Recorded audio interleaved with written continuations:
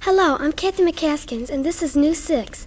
Today, the students of the Grand Rapids 6th grade building of the Otsego district will present features on the Custer Homestead, the Grand Rapids Fatathon, and an exclusive interview with Dominic Labino, internationally famous glass artist. And now, here's Cindy Rowe with the lead story.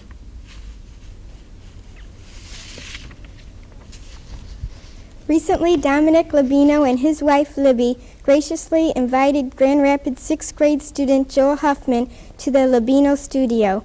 Joel had the opportunity to ask Mr. Labino about his training, his craft, and his career. Where did you get your education at? I went to Carnegie Institute of Technology, which is now called Carnegie Mellon in Pittsburgh. Do you know how many patents you have? Over 60. How many foreign museums display your glass?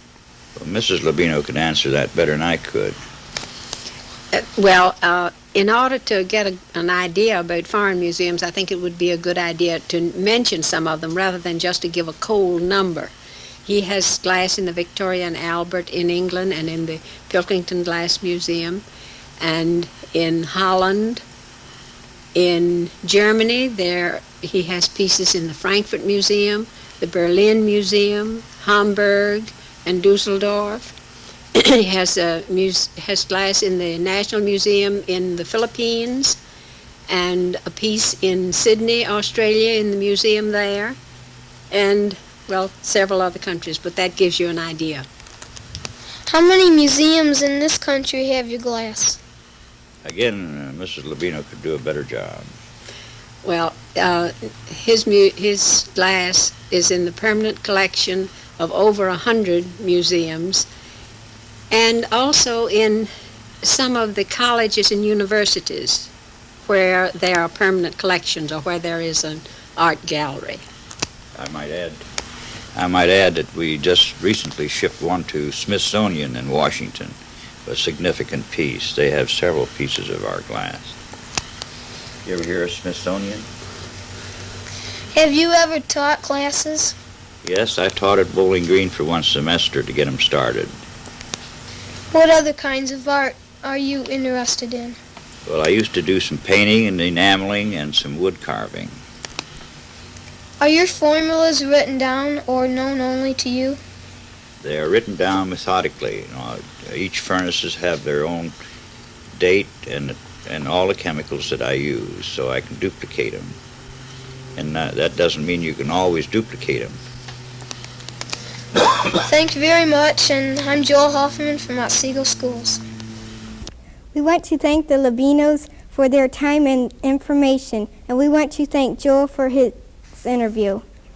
But getting back to our school, there's quite a few things going on there. The Grand Rapids 6th grade building is quite unique because it's one of the few buildings that houses only one grade.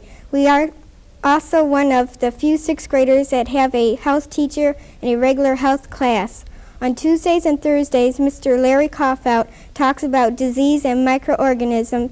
Most of us enjoy the class. Some of us have wondered what other 6th graders are doing in other school districts. This is why we plan to be pen pals and exchange classes with a 6th grade class from Rossford. We will go to Rossford and attend classes with them, and they will do the same at Otsego. Hopefully, we will make some new friends. Now here's Betsy Spittler with more news from the Grand Rapids 6th grade building. Thank you, Cindy. Some of the teachers in our school thought they were fat, so they decided to have a fatathon. They all wrote down the amounts of pounds they wanted to lose. The students pledged 10 cents per pound that the teachers lost. This money would go to the funds being raised so the 6th grade could go to Camp Ohio. The teachers pledged if they didn't lose the amount they wrote down, they would do something silly at our school's gong show later in the year. They planned to do a fat skit or a fat cheer at that show.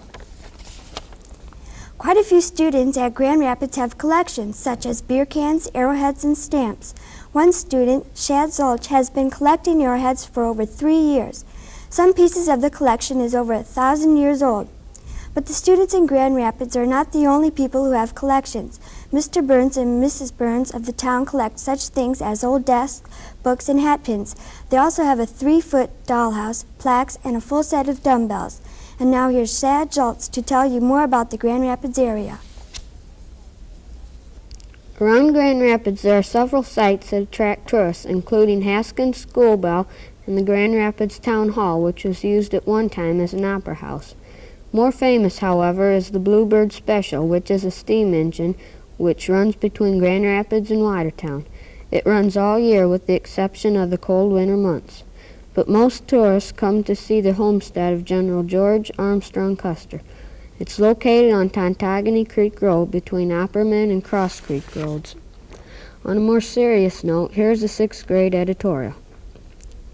The heating system at Grand Rapids 6th grade building isn't very good. In some of the rooms we used electric heaters for warmth until the custodians put plastic over some of the windows, which keeps most of the cold air out of the room. We do have alternatives such as solar heating, but to do this it would take a lot of remodeling or a whole new building. Instead of doing all the remodeling, we will just dress warmer and try to cope with the situation. And now back to Kathy. That's the news from the students of the Grand Rapids 6th grade building. And from everybody at Grand Rapids and Otsego, have a good day.